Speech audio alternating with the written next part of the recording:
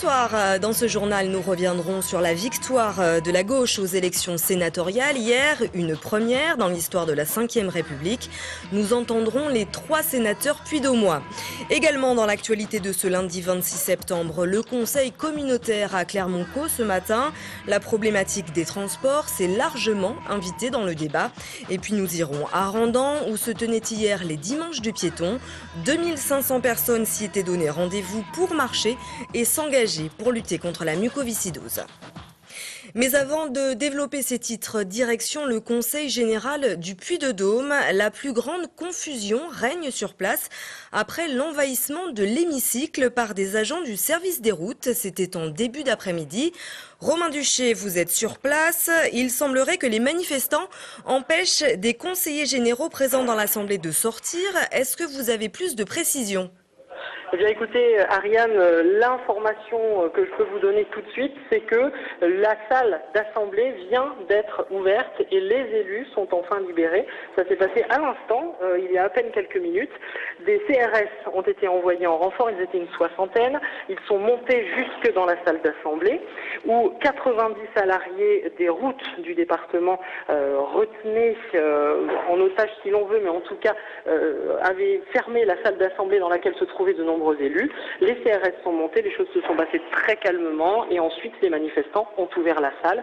Il faut savoir que les élus sont restés prisonniers de la salle d'assemblée une bonne partie de l'après-midi. Certains ont réussi à s'échapper. Depuis 15 heures, me signale-t-on même, puisqu'un élu passe derrière moi. Et certains ont réussi à s'échapper en s'échappant par le haut. D'autres, des élus de droite, ont eu le droit de sortir. En tout cas, il y a également eu un heurt. Visiblement, il y a eu une bousculade entre des manifestants et un élu. Et l'un des élus, qui est Jean-Claude Fournier, conseiller général du canton d'Hermans, a dû être envoyé vers l'hôpital hospitalisé. On ne sait pas bien exactement ce qui s'est passé lors de cette bousculade. Toujours est-il que l'information à retenir, c'est que les élus, tout de suite, ont été libérés et les manifestants sont encore sur place avec une forte mobilisation des CRS. Romain, juste une petite précision. Est-ce que l'on sait pourquoi ces manifestants se sont lancés dans ce mouvement ?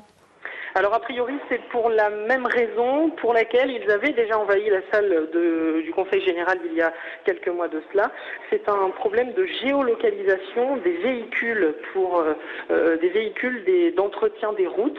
Visiblement le Conseil général veut un système de géolocalisation, les salariés n'en veulent pas. Il semblerait également que les salariés réclament des hausses de salaire et c'est là-dessus que portaient les revendications, dans en tout cas ce que j'ai entendu à l'instant.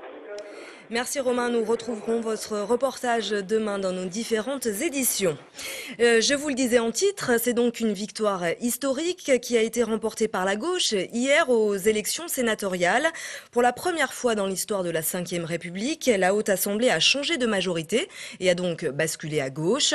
Dans le Puy-de-Dôme, les 3 candidats de la liste socialiste ont été élus au 2e tour, Michel André, Alain Néry et Jacques-Bernard Magnier. Jean-Yves Goudbel n'a quant à lui recueilli que 373 voix au premier tour. Il s'est donc ensuite rangé derrière les socialistes. Le récit de cette journée d'élection avec Romain Duché. Dimanche soir, 19h30, Michel André sort de la salle de vote avec le sourire. Le PS vient de réussir son pari. Les 3 candidats socialistes dans le Puy-de-Dôme ont tous été élus sénateurs. La gauche est forte, la gauche sera unie dans le Puy-de-Dôme, c'est un acte fondateur de ça aujourd'hui, oui, j'en suis persuadé. Et sincère, avec des camarades et des amis des autres partis qui parlent vraiment. Ça y est, je suis sénateur et je suis doublement satisfait ce soir, bien sûr, d'être élu sénateur, mais aussi et surtout d'être élu sénateur dans un Sénat qui, enfin, a une majorité de gauche et de progrès.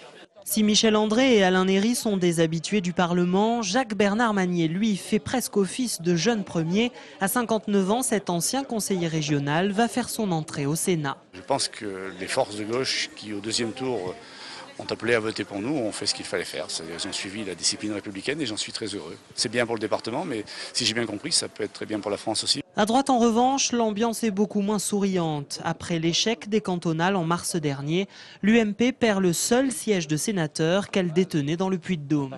C'est toujours un échec quand on perd. Faut bien se dire qu'on était aussi sur un mode de scrutin majoritaire. Donc on savait que mathématiquement, on partait avec un handicap, hein, ça, on l'a jamais nié. Avec 3 sénateurs PS contre 2 avant le scrutin, le Puy-de-Dôme participe donc au basculement à gauche du Sénat. Les nouveaux sénateurs occuperont officiellement leur siège à partir du 1er octobre.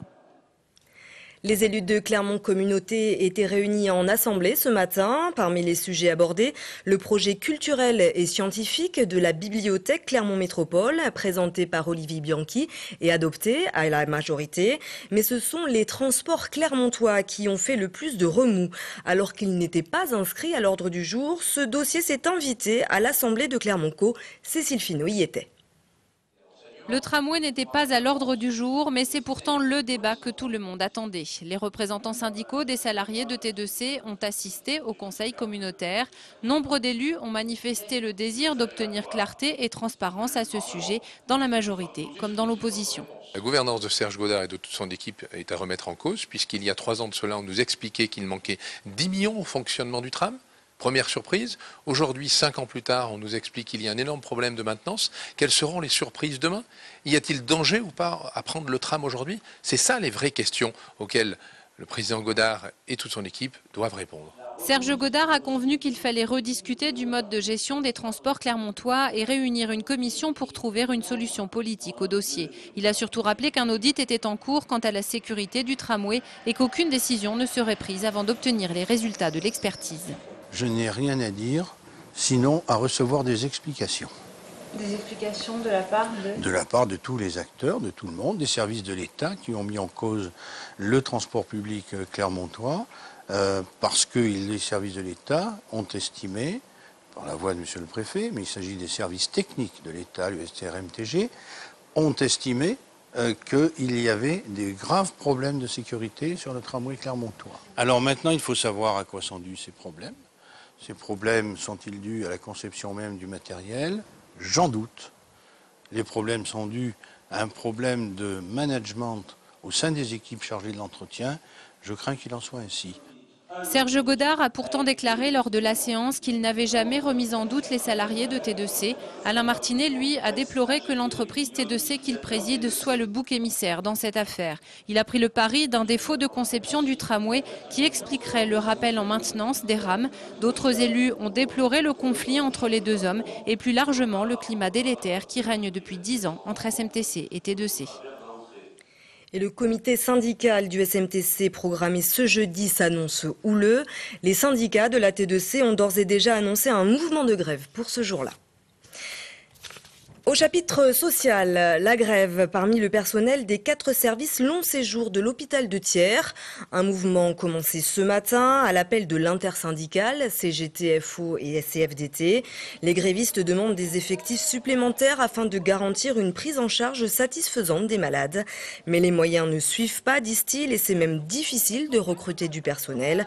Aujourd'hui, ils ont l'impression de fonctionner en service minimum et le ras-le-bol se fait sentir. Les personnels ne peuvent plus prendre leur repos ni leur RTT d'ici à la fin de l'année.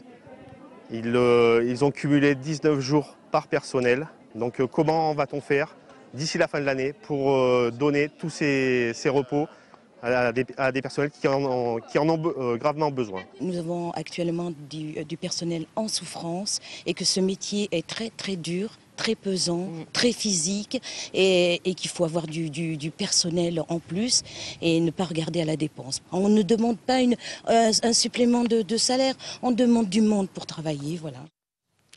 En bref, les salariés grévistes de l'entreprise Cooper Sécurité ex-Luminox ont reçu l'ordonnance du juge des référés aujourd'hui ordonnant une médiation. C'est la directrice du travail, Madame Boileau, qui a été nommée. La condition que le piquet de grève soit levé et que les portes de l'entreprise soient rouvertes. Les salariés attendent de connaître les conditions dans lesquelles cette médiation sera organisée et notamment qui va représenter la direction de Cooper pour décider de la levée ou non du blocage. Une image de rugby en sport. L'ASM s'est imposée 19-13 face à Bayonne vendredi soir sur la pelouse du Parc des Sports Marcel Michelin. Vous voyez ici l'essai clermontois inscrit par Regan King en première période. Les rugbymen de l'ASM sont toujours invaincus cette saison après 5 journées de top 14. Mais le prochain déplacement risque d'être plutôt relevé. C'est à Toulouse face aux actuels champions de France. Tout ce que vous avez toujours voulu savoir sur ASM Bayonne, c'est tout de suite après ce journal avec l'équipe du lundi emmenée par Martial Delecluse. Les dimanches du piéton avaient mis les petits plats dans les grands hier avec la découverte du domaine royal de Randan. 2500 amateurs de balade dominicale s'étaient donné rendez-vous dans les jardins du château pour allier parcours sportif et découverte culturelle. Sans oublier la bonne cause, les dimanches du piéton s'étaient associés aux Virades de l'Espoir pour l'association Vaincre la mucoviscidose. Michael Briffaut. Levés aux aurores et encouragés par un temps estival, les marcheurs sont partis se balader sur ce site chargé d'histoire. Et c'était le dernier événement de la saison organisé au domaine royal de Randan. Ça fait une sortie le dimanche et on était pour élevés. entretenir un peu. On était élevés pour une fois, donc voilà, on l'a fait. On ne connaît pas le château, en même temps on s'est fait des visites. C'est l'occasion de le voir sous un autre angle et d'une manière un peu différente. Cette année encore, le dimanche des piétons s'est associé à la Virade de l'Espoir. Et de nombreux randonneurs se sont mobilisés pour l'association Vaincre la mucoviscidose. C'est ce qui m'a engagée à venir ici aujourd'hui pour la lutte contre la mucoviscidose en priorité. C'est combiné avec la Virade de l'Espoir et tous les ans on se fait une marche et puis ça nous permet de découvrir un petit coin de la région auvergnate. Les organisateurs étaient pleinement satisfaits du succès de ce rendez-vous annuel. Qu'il y ait 2500 personnes, c'est dû effectivement au fait que on a une belle météo, que le site est très beau et que les gens ont eu envie de se mobiliser aussi, c'est important de le préciser. À la fin, les participants ont même eu le droit à une petite danse surprise. Ils étaient une petite centaine pour le flash mob organisé sur une musique des Black Eyed Peas.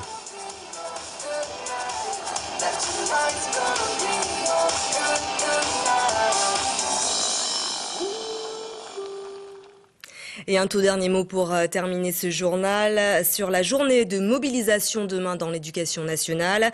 À Clermont, un cortège doit s'élancer depuis la place de Lille à 10h du matin. Et à noter que pour la première fois, les écoles privées se joignent au mouvement. C'est la fin de ce journal. Merci de l'avoir suivi. Dans un instant, vous retrouvez la météo. Prochain point sur l'information, c'est demain à 12h30 avec le Flash présenté par Cécile Finot. Très bonne soirée.